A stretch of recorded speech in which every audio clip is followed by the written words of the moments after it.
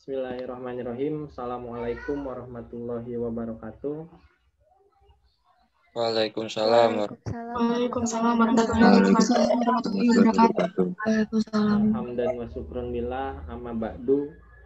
Puji syukur kehadirat Allah yang masih memberikan kita kesempatan untuk bertatap muka, meskipun nggak secara langsung, tapi dengan cara yang lain di meeting ini atau pembelajaran kali ini via Jimit. Sebelum memulai pembelajaran, mungkin saya boleh minta tolong untuk on cam dulu, biar diskusi kita terlihat bukan cuma satu arah, tapi dua arah gitu, antara teman-teman sama saya gitu, bisa saling diskusi mengenai pembelajaran kali ini gitu. Bisa tolong on cam dulu, Rufina, Kesha, Kemal, dan yang lainnya. Oke, terima kasih Safa, terima kasih Rizky, Nadia, Desma udah masuk. Tinggal Amanda sama Tasya yang belum masuk. Tadi pembelajaran sebelumnya Tasya sama Amanda ada?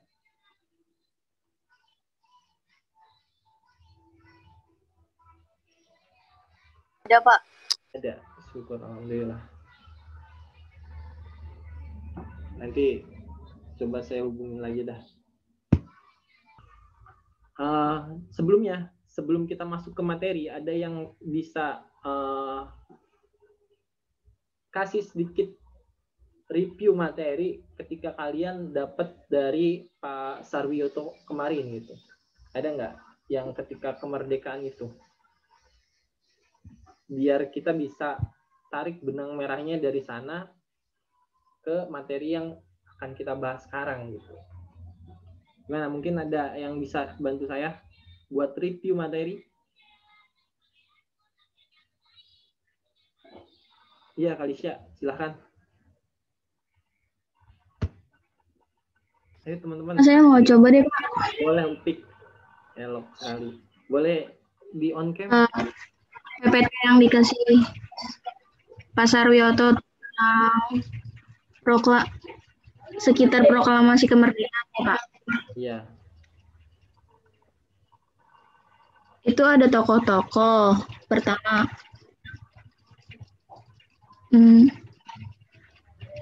seperti Muhyamin, Dr. Supomo, I.R. Soekarno.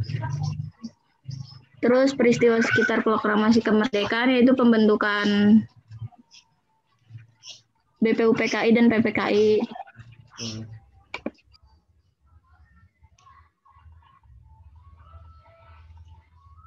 Iya. Jadi intinya seperti itu, teman-teman. Ketika Jepang menyatakan diri menyerah kepada sekutu, sebelumnya saya minta di on cam dong semuanya, biar enak. Saya nggak cuma bicara sama laptop jadinya, tapi sama teman-teman juga.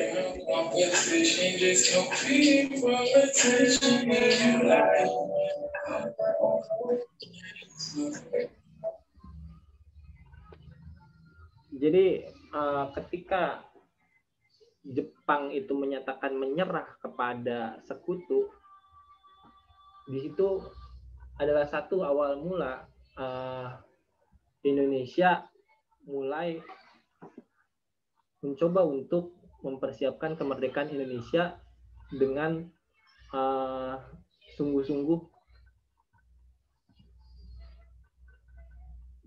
dalam artian begini. Ketika Jepang menyerah, Indonesia itu sudah hampir memproklamasikan kemerdekaan Indonesia gitu. Nah, dengan menyerahnya Jepang membuat penjajahan di Indonesia itu mulai sedikit merenggang gitu. Mulai sedikit ada peluang untuk cepat-cepat organisasi yang dipercaya oleh Indonesia untuk mempersiapkan kemerdekaan Indonesia gitu. Lalu pada saat itu golongan muda kekeh atau pengen benar-benar cepet-cepet Indonesia itu merdeka, karena mereka itu udah capek ngeliat Indonesia ya terus aja dijajah gitu, nggak sama Belanda ya datang Jepang sama Jepang gitu. Lalu ketika 16 Agustus pada saat itu Soekarno sedang makan sahur enak-enak sahur, tiba-tiba pemuda datang ngajak Soekarno buat keluar. Ayo Pak Karno, saya nggak. Jadi golongan pemuda itu nggak mau kalau Soekarno itu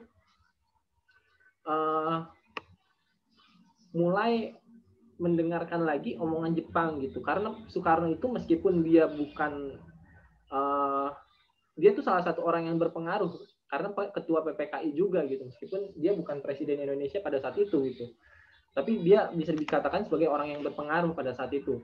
Jadi Soekarno itu diajak untuk ke Rengas Dengklok gitu, diasingkan di situ, disembunyikan di Rengas Dengklok, sehingga diminta untuk memproklamasikan hari itu juga. Bahkan golongan pemuda kalau tidak bisa hari itu, ya malam ini harus dilakukan proklamasi kemerdekaan Indonesia. Karena Indonesia udah kurang apa lagi. Kita udah nunggu momen ini bertahun-tahun gitu. Udah bahkan lama banget gitu ditunggu momen untuk kemerdekaan Indonesia itu. Tiba-tiba golongan muda menculik. Setelah itu datang salah satu anggota PPKI juga yang menjanjikan bahwa Indonesia akan merdeka esok. Jika tidak, kepala saya sebagai jaminan, jika sampai Indonesia tidak merdeka jam 12 tepat, saya siap menjadi jaminan. Bahkan mati pun saya siap. Pejuang pada saat itu berpikiran seperti itu, untuk mengembalikan Soekarno yang dari Rengas Dengklok ke Jakarta. Maka diproklamasikanlah kemerdekaan Indonesia jam 10 tanggal 17 Agustus 1945 pada saat itu. Tapi setelah kemerdekaan Indonesia, tentunya nggak cukup sampai di situ aja. Indonesia perlu untuk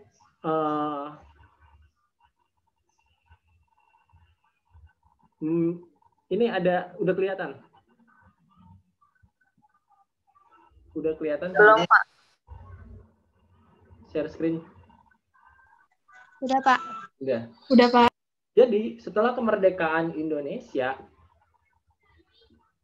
tidak begitu saja menjadi satu negara yang dikatakan sebagai negara yang mandiri gitu. Karena syarat menjadi sebuah negara itu, kita bukan hanya memiliki penduduk, bukan hanya memiliki tempat atau wilayah, tapi juga harus memiliki kelengkapan negara atau pemerintahan yang berdaulat pada saat itu. Barulah bisa diakui oleh negara-negara asing gitu, atau negara-negara lain gitu. Itulah syarat sebagai sebuah negara yang benar-benar diakui oleh negara lainnya, atau benar-benar sebuah negara yang fakto gitu. Lalu PPKI sebagai sebuah organisasi yang bertanggung jawab pada saat itu, maka mengadakan beberapa sidang. PPKI mengadakan 3 sidang. Yang pertama, sidang pertama itu tanggal 18 Agustus 1945. Yang kedua, sidang kedua itu tanggal 19 Agustus 1945. Dan yang ketiga itu 22 Agustus. Dan itu banyak sekali yang disahkan oleh PPKI pada saat itu, karena melihat bagaimana kelengkapan negara yang kurang pada saat itu gitu. Yang pertama ada sidang PPKI di 18 Agustus 1945. Itu mengesahkan, yang pertama itu mengesahkan Undang-Undang Dasar 1945 yang di dalamnya ada satu batang tubuh Pancasila gitu, yang memang pada saat itu juga disahkan Pancasila sebagai dasar negara Indonesia, yang menjadi satu kontroversi, yaitu sila pertama. Ada yang tahu kenapa sila pertama itu menjadi kontroversi pada saat itu? Bisa bantu nggak sebelum kita? Saya mau jawab, Pak. Boleh, siapa? Tasya? Ya. Menurut saya karena sila pertama yang sebelumnya itu lebih menganut ke agama Islam, Pak. Jadi agar bisa meratakan menjadi ketuhanan yang Maha Esa. Ya, ada lagi nggak yang mau melengkapi? Tepat. Saya mau coba, Pak. Siapa? Kalisya. Boleh. Sila pertama jadi kontroversi karena orang-orang di timur itu keberatan gitu, Pak, sama silanya karena isinya itu sebentar, Pak. Iya, boleh. Jangan lama-lama. Karena isinya itu kan mengandung Islam saja. Jadi orang-orang timur tuh keberatan lalu meminta izin untuk mengganti sila tersebut. Iya, benar. Jadi pada saat itu sila pertama itu jadi kontroversi karena di dalamnya itu terdapat bagaimana cara untuk menjalankan ketuhanan berdasarkan syariat Islam gitu. Dan ini sebetulnya dari beberapa sumber mengatakan bahwa adanya sila pertama ini dengan syariat Islam itu karena adanya satu masukan dari sahabat Soekarno juga gitu. Hoscokro, bukan, maksud saya Kartosuwiryo. Ada yang tahu Kartosuwiryo? Sekarmaji Marijan Kartosuwiryo. Itu salah satu tokoh yang kontroversi itu sebetulnya. Beliau juga proklamator sebetulnya, proklamator negara Islam Indonesia, tapi yang pada saat itu dianggap sebagai pemberontak. Jadi Kartosuwiryo ini adalah salah satu sahabat Soekarno yang pernah indekos bareng di kediaman Hoscokro Aminoto bersama Semaun. Jadi Hoscokro Aminoto itu punya 3 murid. Yang pertama itu ada Kartosuwiryo, memiliki ideologi lebih ke religius. Ada juga Semaun itu memiliki ideologi lebih ke komunis. Ada juga Soekarno itu nasionalis sekuler. Jadi tiga orang ini Kartosuwiryo, Semaun, dan Soekarno itu berada dalam satu atap yang sama dengan 3 ideologi berbeda gitu, 3 pemikiran yang berbeda, tapi masih bisa dikatakan sebagai orang yang rukun gitu pada saat itu. Nah, Kartosuwiryo ini beberapa sumber mengatakan bahwa Kartosuwiryo ini memasukkan ideologinya itu melalui sila pertama kepada beberapa anggota PPKI pada saat itu, karena Kartosuwiryo itu bukan termasuk dari anggota PPKI, tapi beliau juga pernah ikut dalam konferensi Sumpah Pemuda kalau nggak salah. Beliau juga pernah ikut di situ.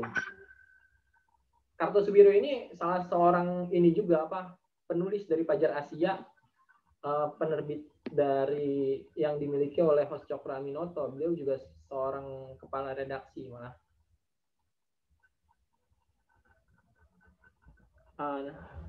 Teman-teman, nanti kita kalau keluar masuk ke Zoom lagi ya. Nanti tolong di ini lagi aja. Nah, siap. Dari sini adanya satu protes dari golongan timur. Orang-orang timur itu menganggap bahwa kita orang timur itu masyarakatnya itu bukan berlandaskan pada rata-rata ya, meskipun tidak semuanya, tapi rata-rata dari mereka itu memiliki agama yang berbeda, sehingga kalau bisa meminta untuk penggantian sila pertama. Pada saat itu perdebatan hebat terjadi di tubuh PPKI gitu, di mana ada beberapa yang menolak karena Islam itu memang gitu mengatur semuanya, mulai dari tidur, bangun tidur, kembali tidur, sampai urusan negara pun Islam mengatur pada saat itu. Mereka berpendapat seperti itu, tapi dengan kerendahan hati dari Ki Bagus Hadikusumo menyatakan, oke, kita ganti sila pertama menjadi ketuhanan yang Maha Esa, dengan tujuan agar semuanya lebih universal, bukan hanya mengacu pada satu agama saja gitu. Lalu pemilihan atau pengangkatan Soekarno sebagai presiden dan wakil presiden Muhammad Hatta gitu. Ada yang tahu cara pemilihannya kayak gimana? Karena pada saat itu tidak diadakan pemilihan secara langsung. Ada yang tahu nggak? Sidang PPKI bukan, Pak? Iya, mereka ada di sidang PPKI. Tidak dilakukan secara langsung gitu. Kalau sekarang kan pemilu secara langsung. Kenapa sih nggak diadakan secara langsung gitu? Artinya rakyat Indonesia berarti nggak tahu dong siapa presidennya gitu. Rakyat Indonesia entah setuju atau nggak setuju gitu Soekarno sebagai presiden Indonesia gitu. Kenapa sih harus Soekarno dan Muhammad Hatta sebagai presiden dan wakil presiden pada saat itu? Ada yang tahu nggak? Gimana cara pemilihannya sehingga terpilihlah Soekarno dan Muhammad Hatta? Saya mau coba, Pak. Silakan dicoba. Andini.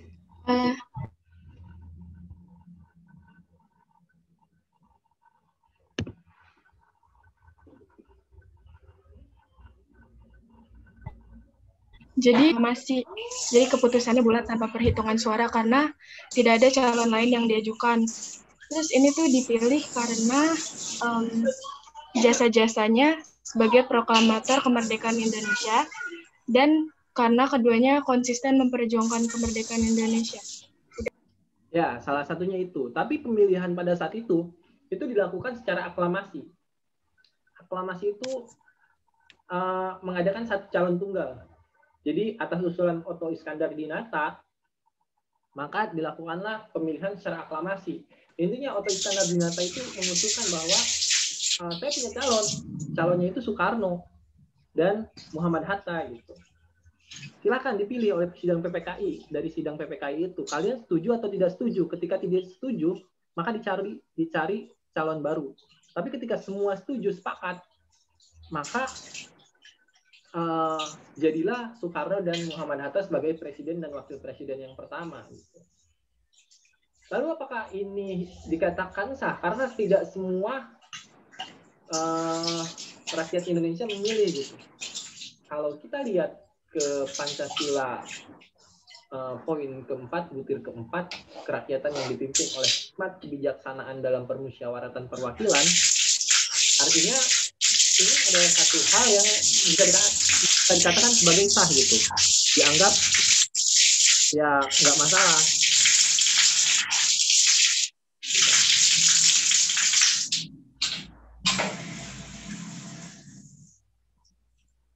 Nggak masalah gitu, karena memang masyarakat Indonesia telah mewakilkan suaranya kepada sidang PPKI, dan sidang PPKI itu dianggap sebagai perwakilan dari seluruh rakyat Indonesia gitu, dan diangkatnya Soekarno-Hatta itu salah satu pilihan dari sidang PPKI. Bahkan kalau saya sih lebih sepakat dengan pemilu tidak langsung sebetulnya dibanding pemilu langsung, karena pemilu langsung itu berarti kita tidak mewakilkan suara kita kepada wakil rakyat kita gitu, meskipun wakil rakyat kita bisa dikatakan nggak semuanya bisa dilihat dipandang baik gitu, tapi tidak sesuai aja gitu kalau menurut saya pribadi dengan Pancasila gitu. Kalau misalkan melihat poin keempat gitu, tapi perlu adanya satu kajian lebih lanjut sebetulnya.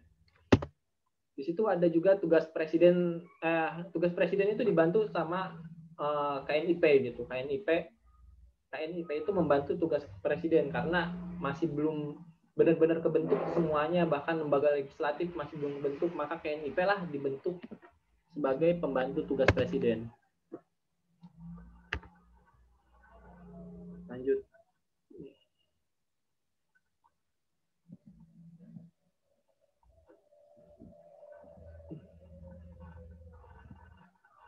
Nah ini sidang mungkin ada lagi yang mau disampaikan, silakan sebelum saya tutup. Mungkin ada yang mau disampaikan.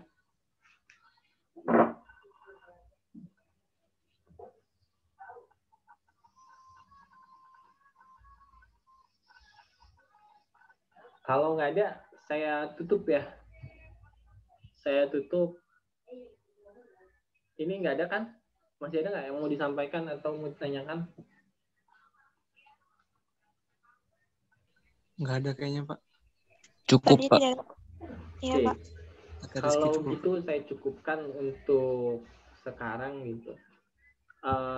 Kita kembali ketemu lagi 2 pekan ke depan, dan insya Allah saya juga selesai di pekan kedua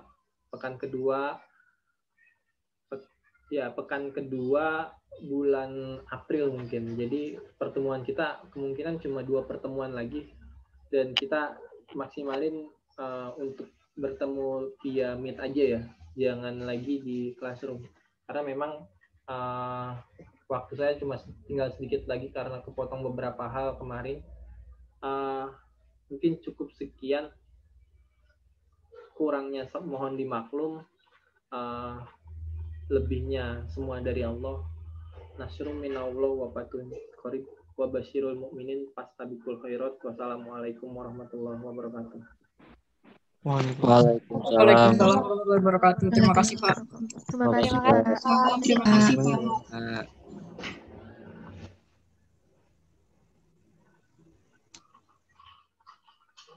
Kita ngurus dengan yang kembali itu ya.